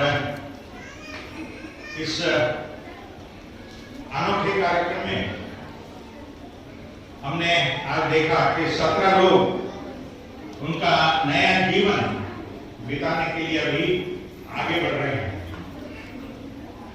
आपने सुना है कि उनका पुराना नाम जो है वो खत्म हो गया है, नया नाम उनको मिला है और नए नाम के साथ नए जीवन की शुरुआत आज से वो करने वाले हैं।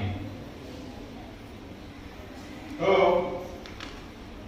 अभी धम्मपांगा का होने के पहले कुछ चंद बातें हैं और मैं आपसे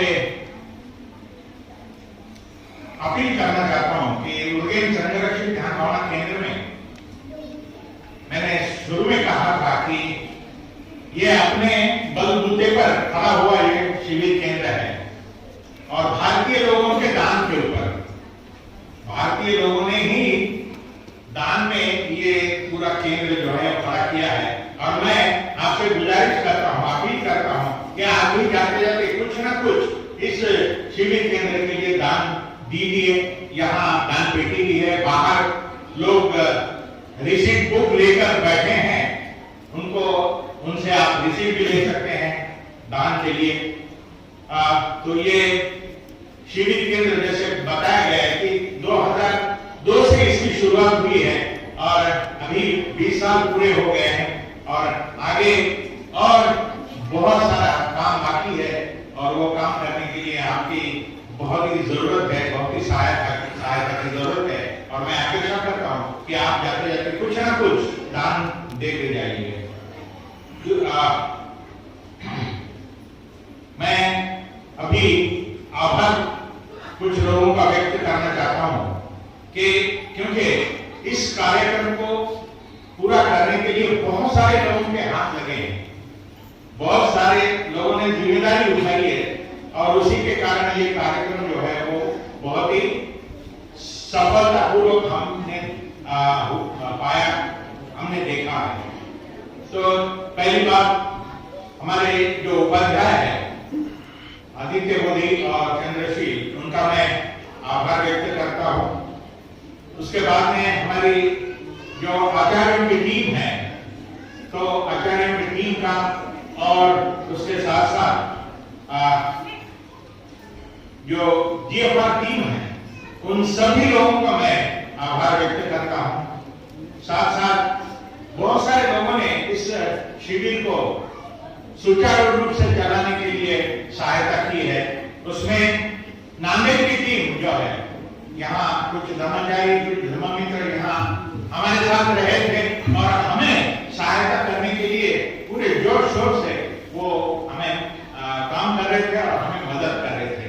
उस पूरे टीम का हर एक का नाम मैं यहाँ नहीं ले पाऊंगा, तो पूरी टीम का मैं आभार व्यक्त करता हूँ।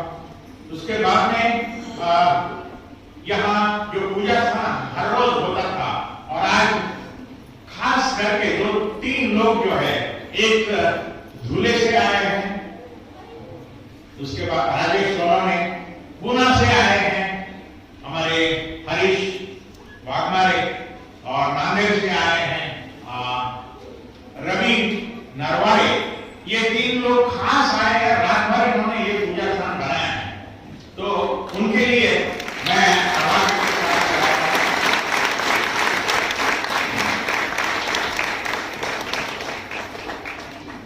साथ ही साथ हमें बहुत ही अच्छा खाना जिन्होंने दिया है और यहाँ के वो केयर टेकर है, पूरी फैमिली पूरे शिविर केंद्र को संभालते हैं। एक ही फैमिली है, हमारे पास पैसा नहीं है, ज्यादा लोगों को रखने के लिए पैसा नहीं है, तो एक ही फैमिली पूरे शिविर केंद्र को संभालती है और वो है निर्गुणा नरवाने की फैमिली।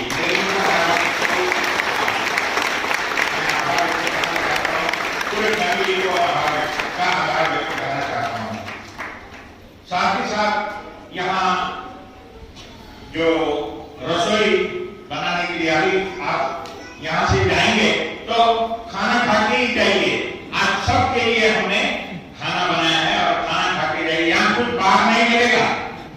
आप आशा जाएंगे नहीं, बाहर नहीं, होटल में खाएंगे तो कुछ नहीं मिलेगा, इसलिए यहाँ खा के जाइए और पेट भर के खा के जाइए। तो ऐसे जो रसोई का काम करने वाले आचार्य, उनका भी मैं आभार व्यक्त करता हूँ। जो जिन्होंने ये मंडप के लिए सहायता की है, वो मंडप वाले का मैं आभार व्यक्त करना चाहता हूँ। उसके बाद में जो कॉन्ट्रैक्टर है, यहाँ पे जो बांधकाम चल रहा है, वो हमेशा कुछ भी हमने बोला उनको तो वो हमारे लिए मदद करने के लिए सामने आते हैं। वो अमजद भाई है, उनकी टीम है, उनका भी मैं आभार व्यक्त करना चाहता हूँ।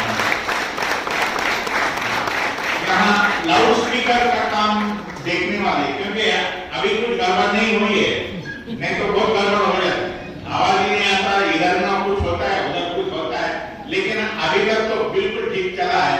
तो लाउड स्पीकर का काम सुचारू रूप से करने वाले जो हमारे मित्र हैं, उनके लिए भी मैं आभार का आभार करता हूँ। आप बाहर मूर्ति देख रहे हैं, अभी वो ढकी हुई है, वो जो गार्डन का काम है वो अब अधूरा रह गया है, और जो हमारे है आगे चले, तो वो जो मूर्ति का है, वो मूर्ति का भी आभार करता हूँ। ये मूर्ति में और दान में भी है, उनके पिताजी के मूर्ति में उन्होंने समय बनाकर दान दी है, तो उनका भी मैं आभार करता हूँ। और आप सब आप ये नहीं होते तो शायद ये तो आप ही का दिल से मैं आभार व्यक्त करता हूँ उनके लिए।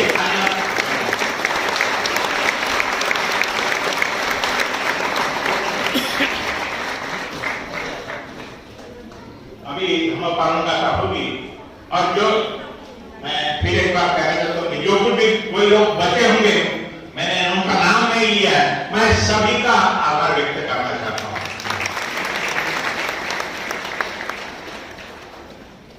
अभी धर्म पालन का होगी, और जैसे शुरू में कहा है कि आप जल्दबाजी नहीं करनी है, खाना तैयार है, कोई प्रॉब्लम नहीं है, इसलिए थोड़ा समय बैठे रहिए। यहाँ 2-3 फोटो यहाँ पे हो जाएंगे, पहले उपाध्यायों के साथ होगा, फिर आचार्यों के साथ होगा, और उसके पश्चात सिंगल उनका जो फोटो है हर एक ब्रह्मचारी का, जो नए दीक्षार्थी है उनका सिंगल फोटो भी लिया जाएगा। उसके बाद में आप उनको मिल सकते हैं, फिर आपके लिए हम खुला कर देंगे। तब तक के लिए थोड़ा सा धीरज रखिए। तो धर्म पालन की शुरुआत करता हूं मैं।